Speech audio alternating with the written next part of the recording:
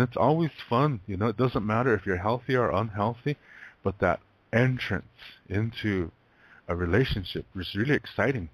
Or maybe for some unhealthy people, it just appears that way. And, you know, uh, like for example, really, really violent, toxic kind of relationships.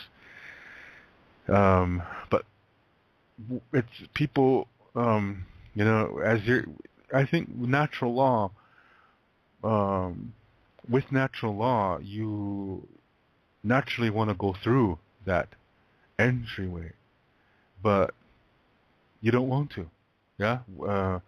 So you're doing your best. You put your hands and your feet and yeah, the tips of your toes and the tips of your fingers are clinging on to that doorway as natural law is trying to pull you through, but you're fighting against it. Yeah, you're hanging on for dear life to that entrance. You don't want to go through. You want that good feeling to last forever. That's the doorway, yeah. And with the relationship, healthy people walk through it, and it goes into another dimension because it's like a house, yeah. So the relationship once you go through the doorway, um, it's like an extension. You know what I mean? It's an extension of everything, and so there's more opportunities. Yeah, it's going to include all emotions. It's going to include difficulties too. If you're healthy, you're okay with that. Yeah, because when you are healthy, in by yourself, just you look at yourself. Yeah, you're a healthy person. You look at you're trying to live a healthy life, and you've learned that when tough times come, that it's best not to fight against it, but to learn from it. Yeah, and make the best of the situation, regardless of how difficult it is. You do your best to do that, and once you start doing that, you feel better. You start to come to peace with it. You gain knowledge, you gain wisdom. Yeah, and you are nurturing peace inside of you. These are all blessings. You know that. That's what you've learned when you're a healthy person. So you know that a relationship is going to have that too. This is the way nature is. Yeah. So when people are healthy and they go through that doorway, they enjoy it. They enjoy each other immensely as they pass through the doorway. And both of them know, yeah, like attracts like. So when you're healthy, most likely you will attract somebody healthy too. So both of you know this, and you walk through that doorway, and you both know that there's all kinds of experiences to be had in this house called the relationship. So you both know that sometimes it's going to be really nice. Sometimes it's going to be just peaceful and content and calm. But sometimes there'll be difficulty too. You know this because you experience it within your own life. So when the difficulty comes, neither of you are afraid of it. It might shock you, like if it's a out of the blue kind of surprise, those unexpected kind of surprises that are not so nice. That happens. And so you know that, but it takes you by surprise, and then you say, okay, take a deep breath and start connecting your mind to your heart. And really make sure that connection is there. I guess it would be better to say. Because when you're healthy, you are communicating with both your mind and your heart. So when these out of the blue kind of difficulties come, you just make sure that connection is there. Yeah, and then you start dealing with it. Maybe you might have to get mad. You might have to, get scared. You might have to get. It might be sad. So you let those emotions come out. And both of you know that what you're doing is you're just releasing the emotion. That's all. Both of you know that. So, words might come out that might seem inappropriate, but when you're healthy, you realize that that's just part of releasing the emotion. And then, because both of you will come back to your senses and, okay, I'm sorry I said that, but just releasing, this emotion, and I love you very much, and I would like to, face this difficulty with you. So, what are your thoughts on this? And I'll tell you my thoughts. You want me to tell my thoughts first, or whatever, yeah, something like that. And then you start discussing it and finding a solution for it. And it might not come fast, but it will come as long as both of you work on it. Yeah. So from that, your love for each other will increase. Yeah. Do you see that? That's what I meant when I said earlier. Healthy people. You walk through that doorway that is just total, utter joy into the house, because they know that there's going to be opportunities to learn through difficulty, appreciation, that they will learn and that their love will increase. They know that. Yeah, because that's what happened to them individually as they live their lives. So they know that in their relationship, the same thing is going to happen. Yeah. So, and both people know that, the most important moment is the present moment. So you stay there. You do what you have to do to stay in the present moment. It's okay to think of the future. You should be at peace with your past.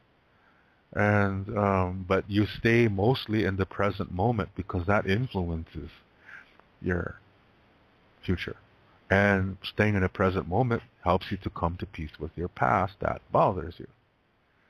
So both healthy people know this. Yeah, in this relationship that I'm talking about. So they know that a relationship could also increase their love for each other, for themselves, for others. They know this. So they gladly walk through that doorway of this relationship. But unhealthy people, it's not that way. They don't know.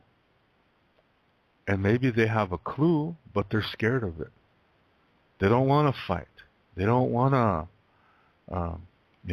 feel sad. They don't want to feel angry. They always want to be on their best behavior all the time. And so they end up putting on an act to try to keep the other one and stay in the doorway, just barely clinging on, with their fingertips and tips of their toes. They're barely clinging on to that doorway, trying not to go through, because natural law is going to pull you through. That's how life is. So that's why it's important to be healthy. So when you go through willingly, you're actually going into another dimension of your life to increase your love. Yeah? So you don't lose your identity. When you're healthy, you don't lose your individual identity. The relationship becomes an extension or another dimension of your identity, and for your partner as well. But let me start again. But in an unhealthy relationship, both of them are incomplete. So they're seeking someone else to complete them. And and like I said, once they find somebody, they're always acting on their best behavior because they don't want to lose them. They don't want to make the other one angry so that other one leaves. They don't want the other one to be sad. They don't want the other one to be scared. They want them to always, they want themselves and each other to always be happy. And they do what they have to do to maintain that feeling, to stay in that doorway, barely clinging on. So this is what they think is love. This is their idea of love. This is what they've become addicted to. Some people call this love addiction. Yeah, it's unhealthy living. And a lot of times, this is this is this is learned behavior. Yeah, because lots of times, we grow up in homes, and we may, even though we may have both mother and father there, we may not receive proper parenting. So we're lacking certain experiences that could have given us emotional well-being. And because we're lacking that, we are diseased in a way. Yeah, we have an illness. We are emotionally ill because we're not emotionally developed. So we don't know this though. Yeah, we just think that, oh, so this is what love is. Yeah, it's from what you learn, in your home environment, and so like I said, sometimes that might mean that because of improper parenting, that that formed your idea of what love is, but it's based on lack of experiences that you should have to be emotionally well. You see what I mean? So you're lacking, but you don't know it. All you know is what you experienced at home. Yeah? And maybe you see your mother and father having difficulty, and you say to yourself consciously, I'm not going to be like that when I grow up. Yeah? Or you outright rebel and try to do the opposite. Yeah? But see, learning happens, and it affects your subconsciousness. Yeah? So even when you say, I'm not going to do that, I'm not going to be like my mom, I'm not going to do that, subconsciously you're learning a pattern from your parents or your primary caregivers if you're adopted. Yeah? You're learning that from them. Subconsciously. It's going to go deep within you. So you're going to repeat what your parents did. It may not be exact, but it's going to be a repeat. Yeah? I've seen this happen so many times. And it's hard to, for people to realize that they're doing that because they don't think they are doing that. But it is possible to break that cycle. Yeah, you can unlearn that information that's in your subconscious and learn healthy living instead. That is possible. But you have to uncover that information first so you know that it's out when you deal with it. Yeah? I've taught somebody in my past, and her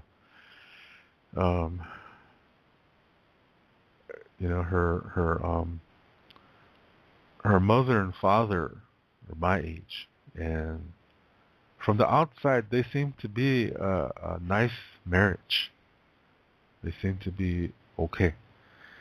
But I know the father, like I said, he's about my age, and we've been to school together. And I know this guy to be really passive. And his only friend, when we were little kids, his only friend was a bully. Yeah? All of us are Indians. And his only friend was a bully. And he bullied everybody. Yeah? Even Indian kids didn't like this guy. He was just a bully. But this guy, that was his friend. So he always rode bikes with him and stuff like that. And so I was thinking, I bet that's what he needs, is an oppressor. So I started to wonder about his wife. Now that he's grown, the chances are really good that behavior really went deep into his subconscious. And that possibly his wife is kind of controlling. She is an oppressor, even though it may not be shouting and violence and stuff like that. It's still an oppressing element. Yeah, and as a result, they had kids. Um, the oldest daughter, she managed to hook up with a guy whose father was a wife batterer. Yeah, and he kind of, subconsciously learned that from his father. So he started to treat this girl mean. Yeah, whenever he would get mad at her just easy, and then she would go right along. She would do whatever he wanted to do, and this girl was a smart girl. She was an honor student and the valedictorian of her high school class. That's way up there.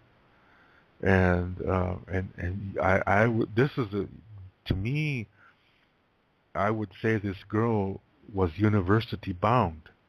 She could have went to any big university in America and done really well, but she chose to be with this guy who was like a bum, no job, yeah, just drinks around all the time, and yet she had a promising future.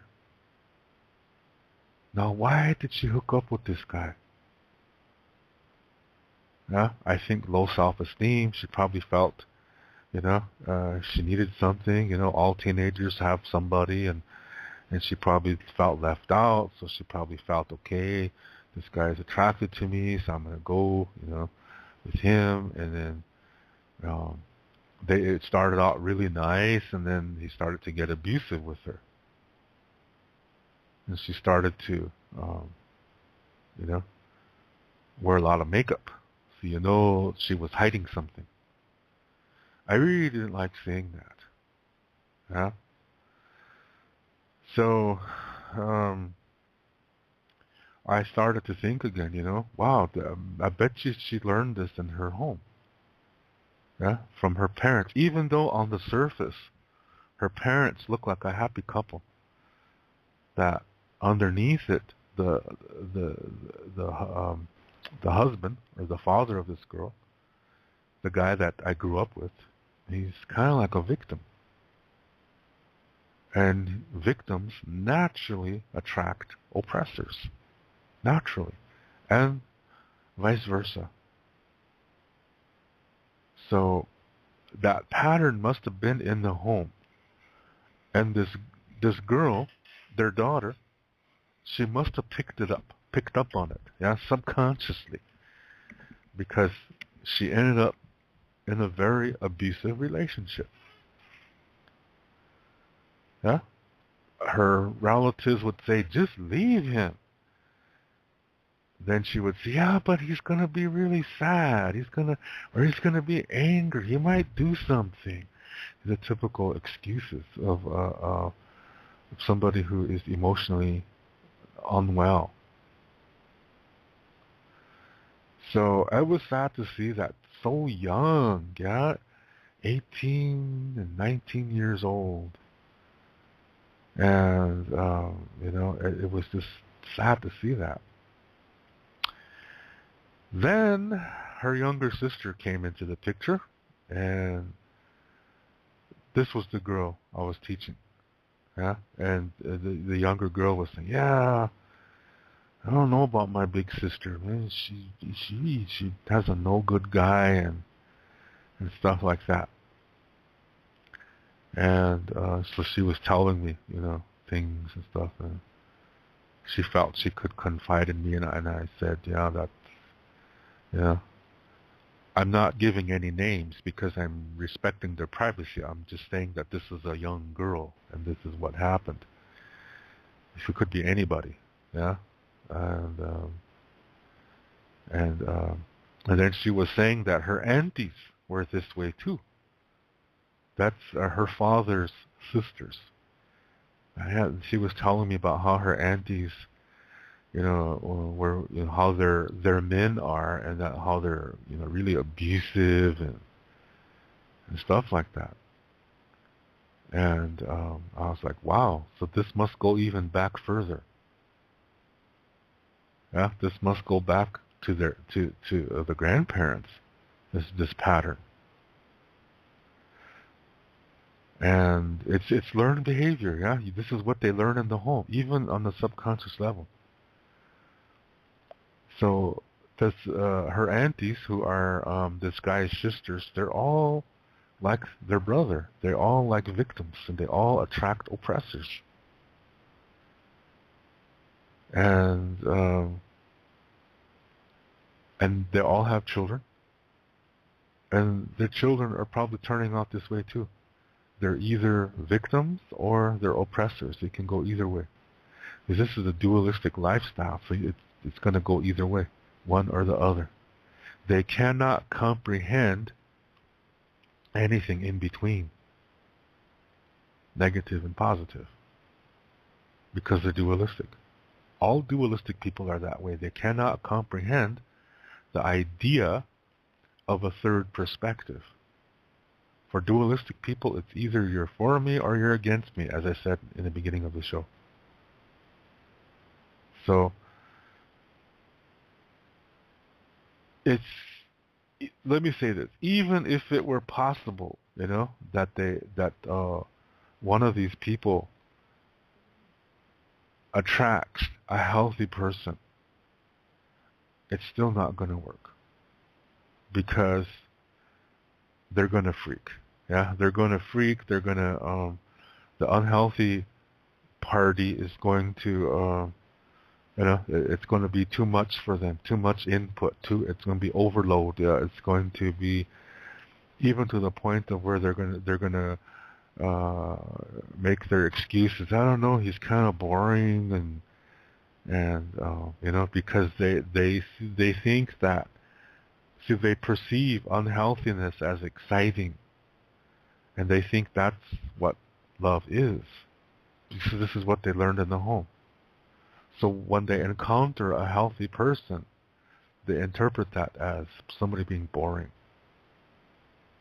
Yeah, somebody who is, they know he's nice, they know he's friendly, but they think that there's something wrong with him, because they cannot comprehend that third perspective. And the healthy people have that third one. Okay? So that's why that will mess up. They will cause it to mess up. Even on a subconscious level, they will cause the relationship to fail. Unhealthy people do that. Yeah. So anyway, back to this family. So I was thinking, yeah, wow, this is crazy. Yeah, how this guy's sisters seem to be this way, and the whole family seems to be this way. So I started to think, geez, the grandparents must be this way too. And it must have gone back even further. When did it start?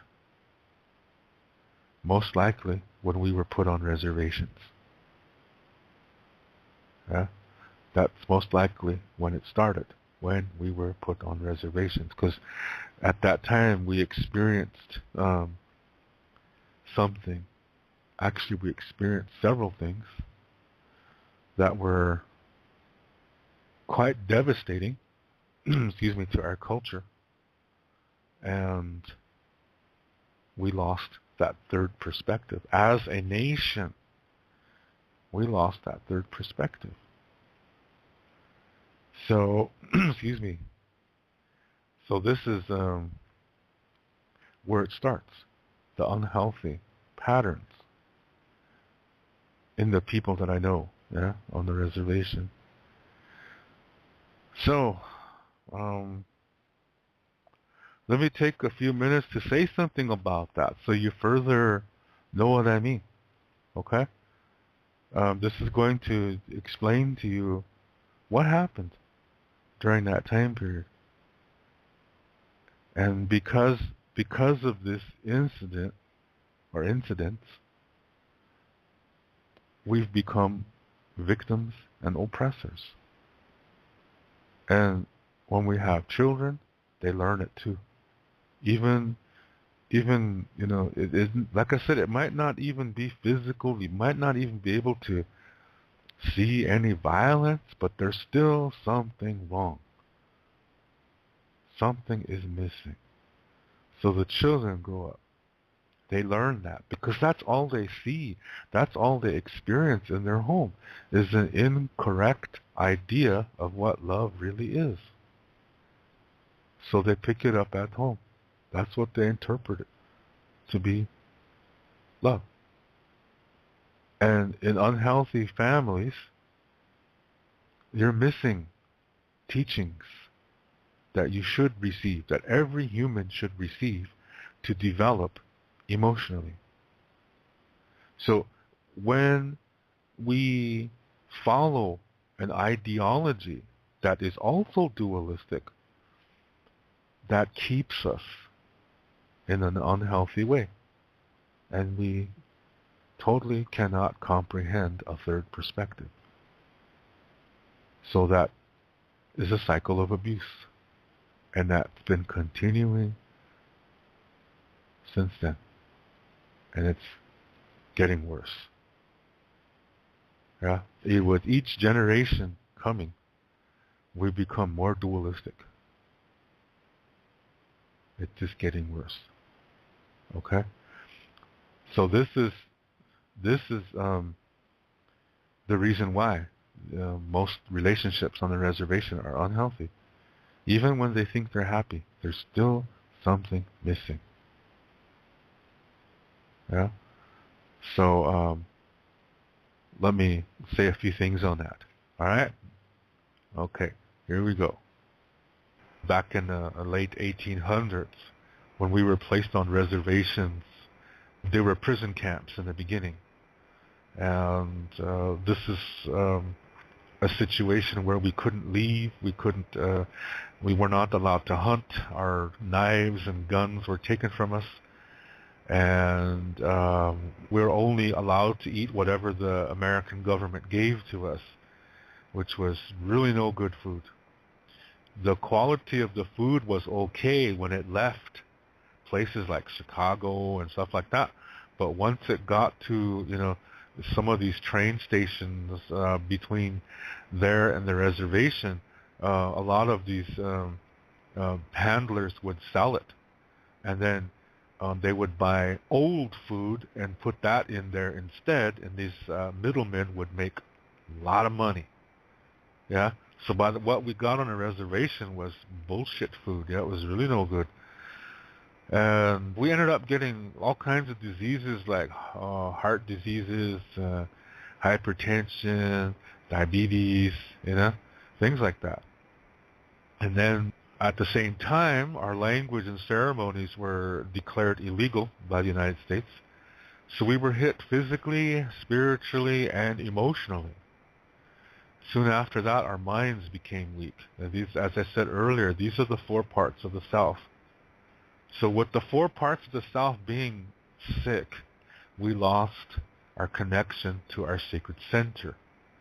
So we started to focus on communicating away from that. And then the priests came from the various churches, and they learned our ways and said that since our ways conflict with the Bible, that our ways are evil, that they come from Satan.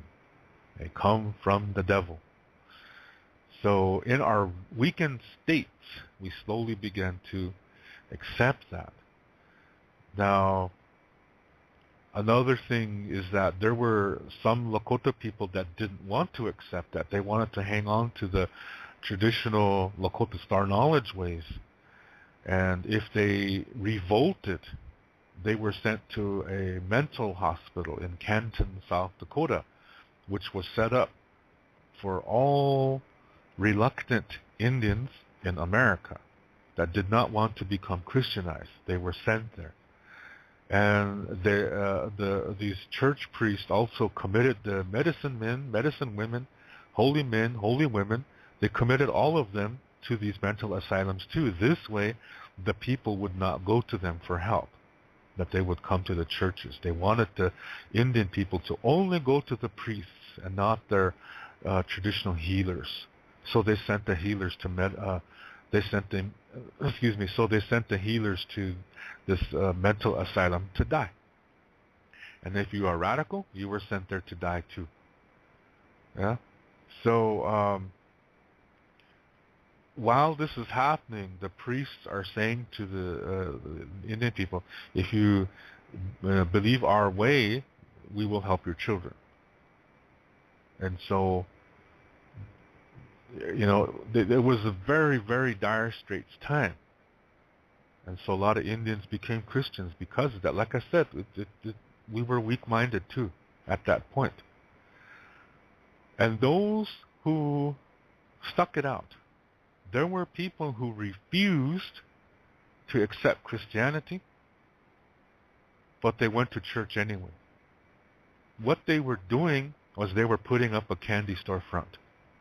On the outside, they were acting like good little Christian Indians, but on the inside they weren't. They were star knowledge people. Yeah? They did this because they didn't want to get sent to that mental asylum to die. That's sad, isn't it? But that's part of what happened back then. And it's because of these people who maintained this knowledge in secret. Thanks to them, they passed it down, to certain people like me. And we still have this knowledge. And I have this show, and I'm sharing it with you. Because this regards the sacred center. And we all have that. Yeah? This is not a Lakota thing. This is a Ikje Oyate thing. Ikje Oyate means human being. When you live this way, as I said in the beginning, you communicate as a human, not as a Lakota, not as a German or a Japanese or an African. You communicate as a human. Yeah? That's really important to know. So, that's how it was back then. Yeah? Now remember I said that the priest said to the Indians, we will help your children. So, they took the children away from the parents, sent them to boarding school hundreds of miles away, where these children were tortured to speak only English and learn a civilized Christian way. If they spoke about home, they were tortured. These schools didn't do background checks in those days. Yeah. The pay was really low, so they got really no good teachers in these schools. A lot of these teachers were sadistic. They got sexual pleasure from torturing people. And here, this is like summer holiday camp for them. And the same thing for perverts. A lot of perverts now had their pick of the litter, and they could get away with it. That's what happened. A lot of these children were murdered, they were killed, they were raped, they were molested. And there's a lot of unmarked graves near these schools. Not all these children are accounted for. So, those who made it through, what they learned was whatever they saw. Because a lot of these children never went back home. They were told by the priests that their families had died and that there was nobody there. And that broke their hearts. This is why some of these children, they were so sad they couldn't eat. And they ended up starving themselves to death. And those who made it through, like I said, they didn't really survive because they were not able to process all these emotional traumas that they experienced.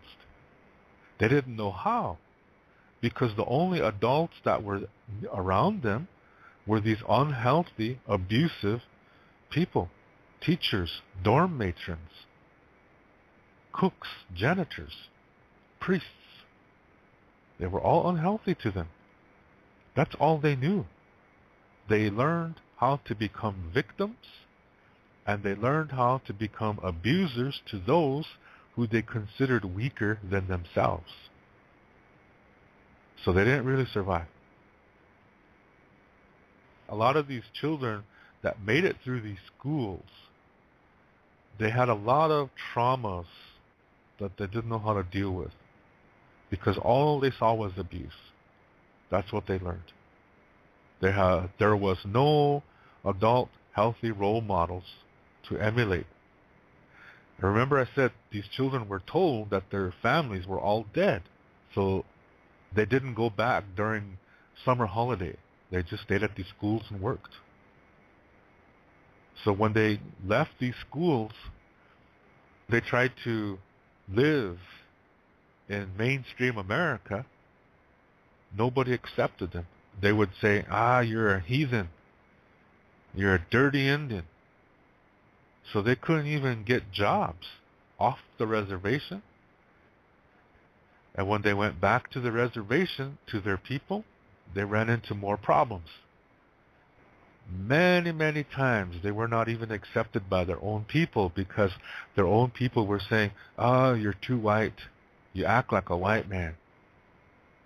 So they're caught in between. So a lot of them turned to alcohol to try to hide all of it, to try to forget everything. They turned to alcohol and then later drugs. There were some who tried to make it. They married each other because they knew each other went through the same thing.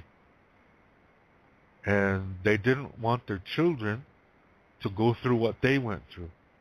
So they didn't teach them the language. They didn't teach them the culture. Those children, the children of these first generation boarding school people, those children are today's elders. When they were born, they didn't learn the language. They didn't learn Lakota Star knowledge. They never got the opportunity to.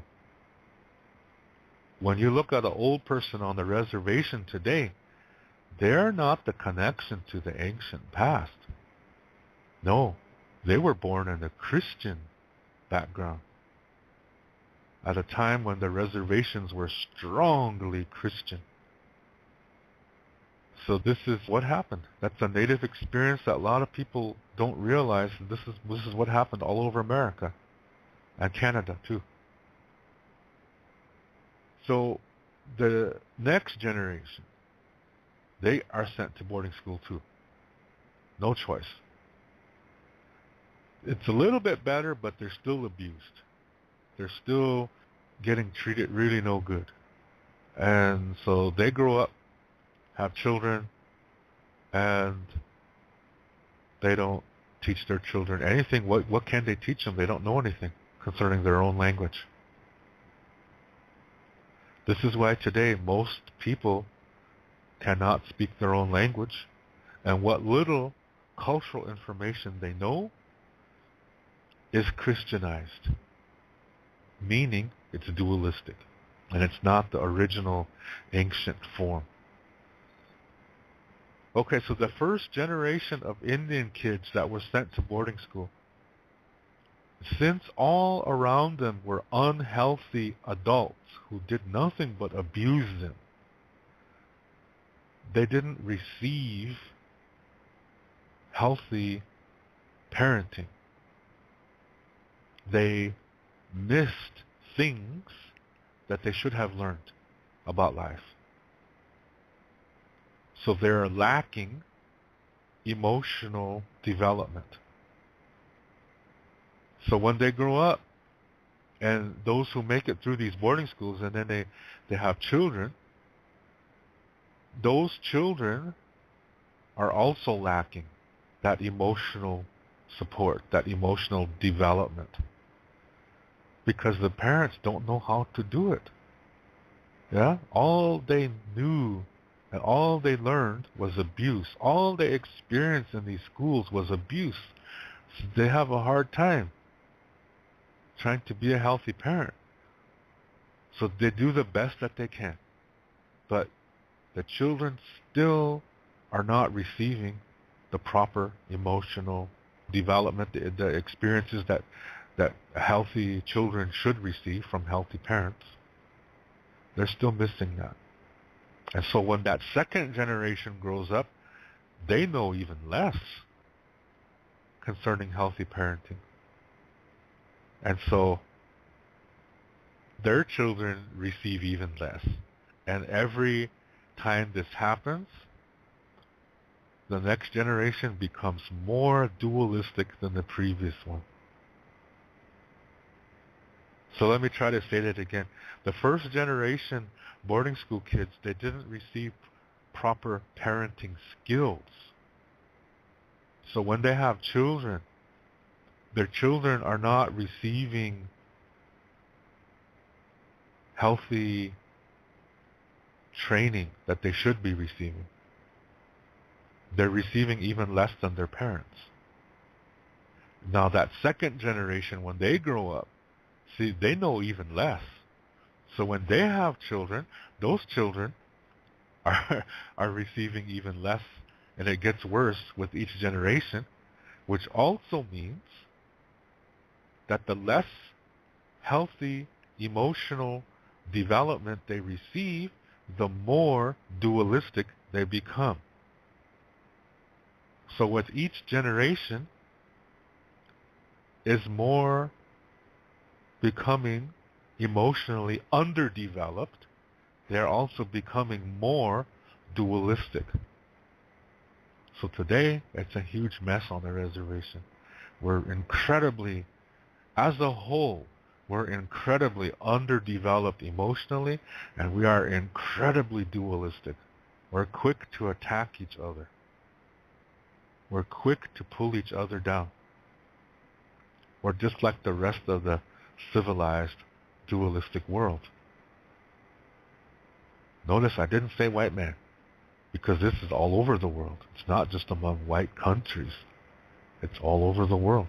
Wherever there is a dualistic ideology, where one gender is considered less than and property of the other gender, you're going to have incredibly underdeveloped emotional people, which equals incredibly dualistic people. And that is unhealthy. So that started by the time of the late 1800s on the reservation. Getting back to my story here, this girl that I was teaching back in South Dakota, and like I said, her father and mother on the surface they seem to be a really nice couple, but underneath, obviously, there was something not right. There was no physical violence, yeah, but unhealthy living doesn't have to be physically violent. An abusive relationship does not have to include physical violence. An abusive relationship can also be emotionally abusive. And that doesn't mean making people feel angry or sad. That doesn't mean that. It means lack of emotional development. That when something goes wrong, they're afraid to discuss it. And as a result, all that emotion gets trapped inside of them, and it never really comes to peace. And they just try to forget about it by doing something nice. But that doesn't work because the energy is still there. And they try to wish it away. They deny it, They go into emotional denial. This is also an abusive relationship. And it's also a person being abusive to themselves, too. Yeah? When you're in emotional denial, you're abusive to yourself. If you're abusive to yourself, you are naturally abusive to others in your communication. You see what I mean?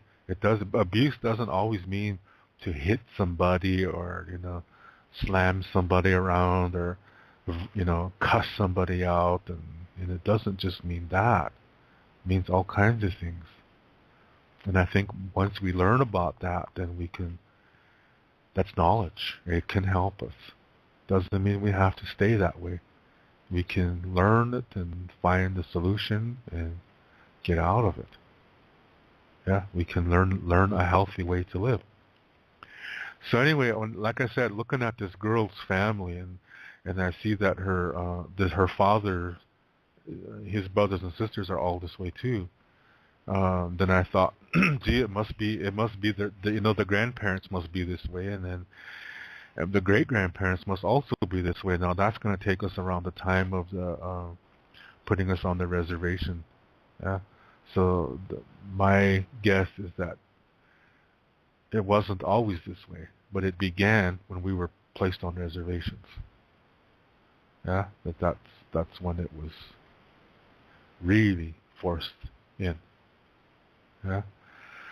So this girl that I was teaching, she, she would tell me these things, and I'm not saying her name. Yeah.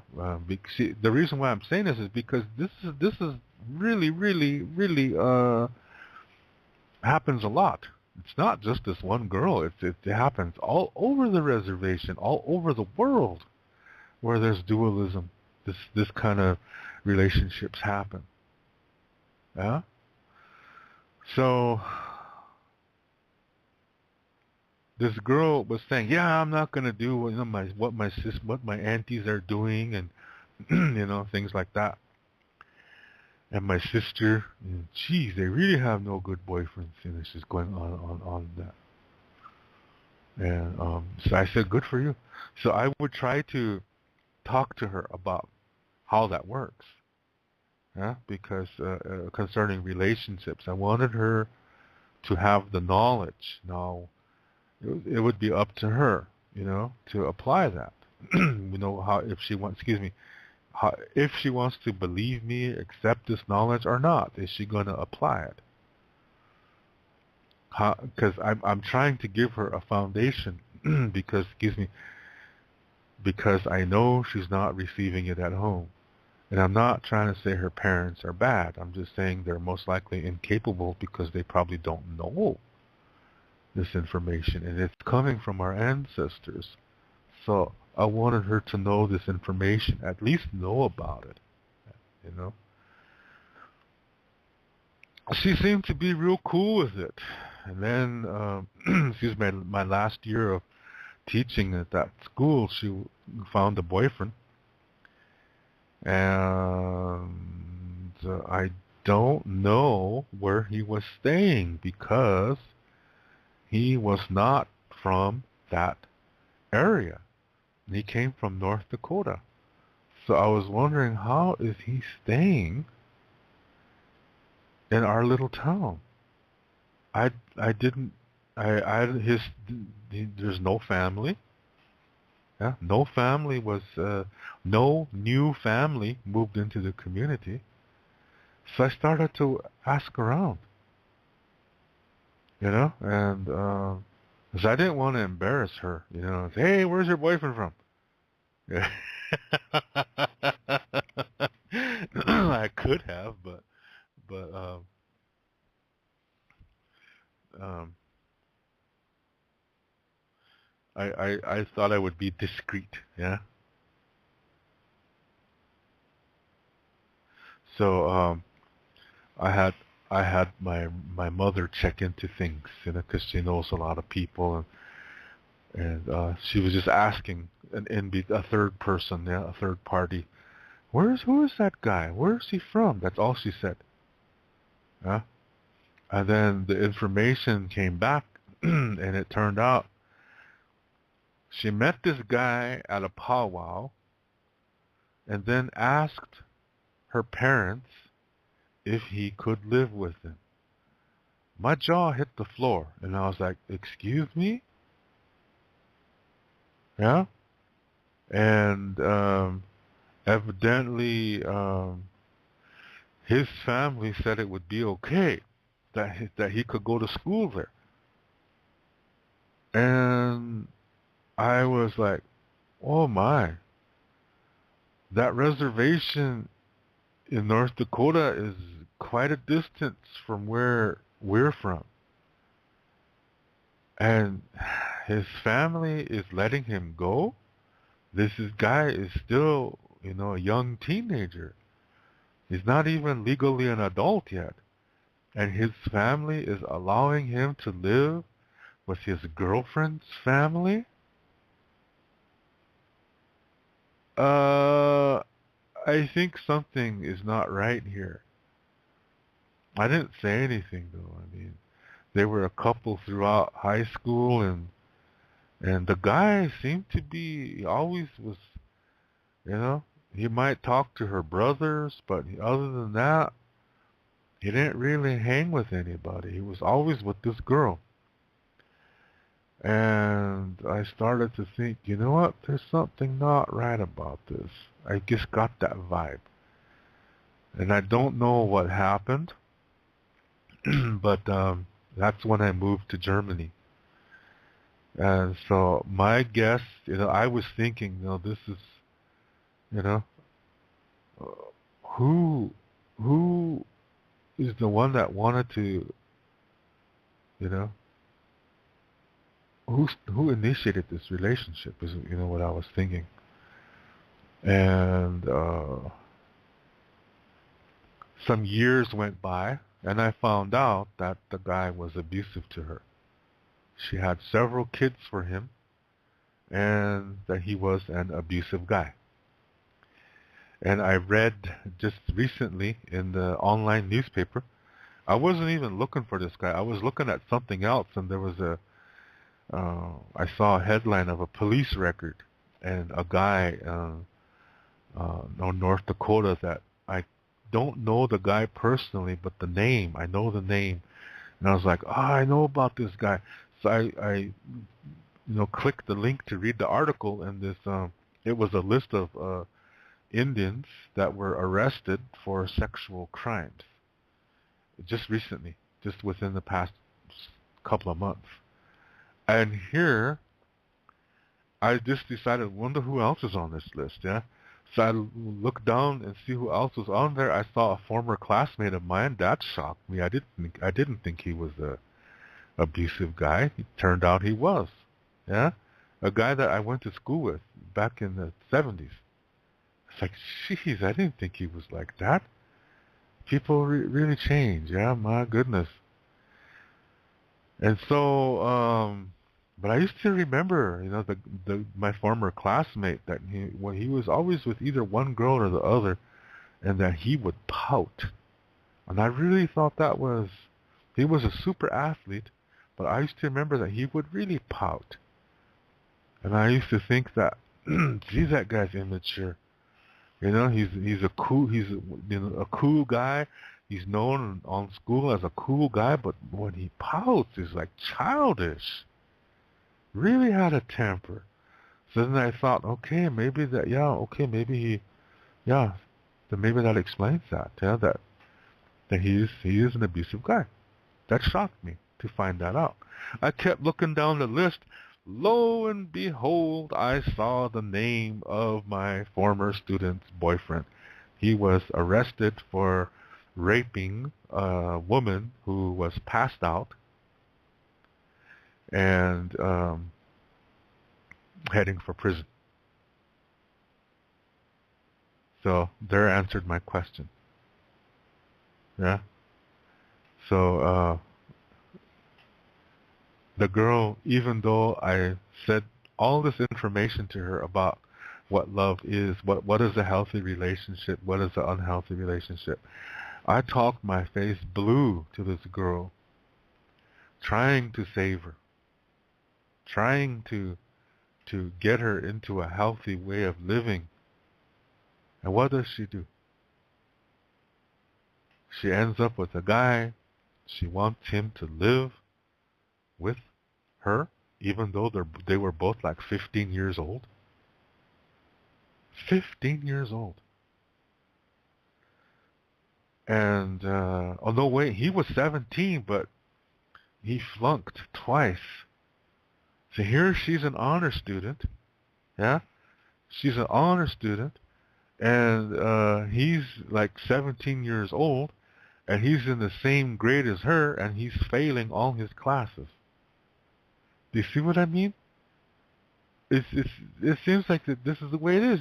They're smart kids, but they want to be with really dumb people, yeah, and abusive people, and it's like, yeah, how do you break that? You know what I mean? They have to break it themselves. They have to come out of it themselves. That's what I realized. They have to hit rock bottom. They are so, you know, they're so strong in their addiction to their idea of love that they can't see clarity. And when clarity is staring them in the face and saying, this is what healthy living is like, they cannot comprehend it because they're dualistic. That's what I said earlier. They cannot comprehend healthy living because they can't communicate like that. They are unable to comprehend healthiness because they are dualistic. Remember what I said earlier, that they reject, 67%, at least 67% of reality. And because Lakota Star Knowledge says there's at least three perspectives to every situation. Dualistic people choose one and say that's good and reject the other two and call it bad. So they see it in two components. Yeah, one being good, the other two being bad. Divide that into three. Divide that by three. The good part represents 33%, and what they say is the bad part is 67. That's how I got those numbers. Yeah, so at least 67% of reality they reject. So when I'm standing there shouting, not shouting, but talking my face blue to this girl about what healthy love is, she's incapable of comprehending it. And she might agree with it and say, yes, that sounds good, but she can't comprehend it. Yeah, comprehension means it sinks in. Yeah, it sinks in, so she has total understanding. Dualistic people are not capable of doing that until they get rid of their dualism, until they make it work, until they add something to it so it's not dualism anymore. And when they come to peace with themselves, until that happens, they cannot comprehend it. Yeah, so I see that happening all the time. It's really sad to see that because yes, she has several kids from this guy. I saw her Facebook page, and all she does is talk shit about this guy. That's all she does. See, she's still in the relationship. The relationship is still there. She's on the other side of the coin. See, in duality, when people enter relationships, remember I said they don't want to walk through that doorway. They want to stay always happy, always, they don't want to learn from difficulty because they say that's bad. That's not good. Yeah? So they always try to force themselves to be happy. They're always trying to force themselves in their best behavior, to act in their best behavior all the time. They don't want the other one to be angry, sad, or scared. They want to only please that person to always make them happy. This is leading to the addiction. It's like a drug. Yeah, always, just taking a drug to feel a certain way. That's the same thing that's happening. That's why it's called addiction. They're becoming addicted to it. Yeah. So,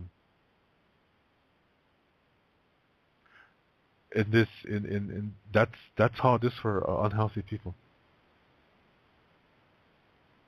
And so, when they enter that relationship, they only stay on that side. They force themselves to. And when it fails, and it will fail, then they go on the other side.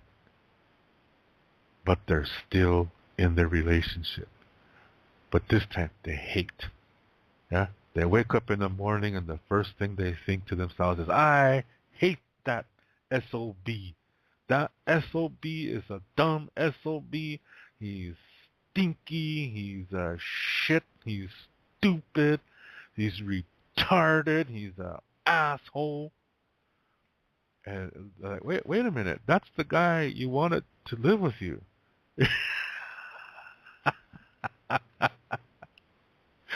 Do you see what I mean? They're still in the relationship. They live the whole day long hating that person.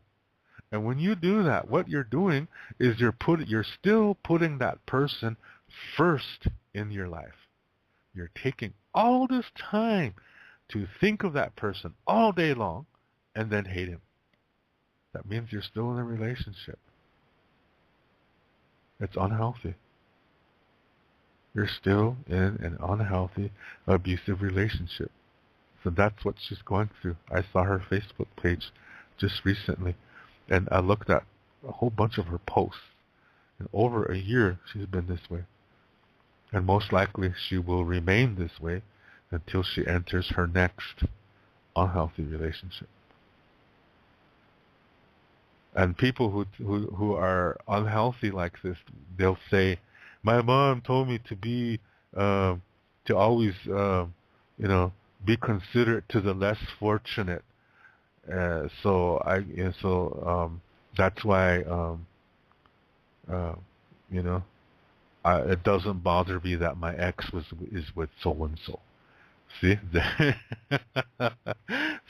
really retarded talking there. That's that hatred side of the relationship. They're still in a relationship. Yeah, they're still in that relationship. They're not out, even though they're with another guy. They're still in that other relationship too, because they can't stop talking about them.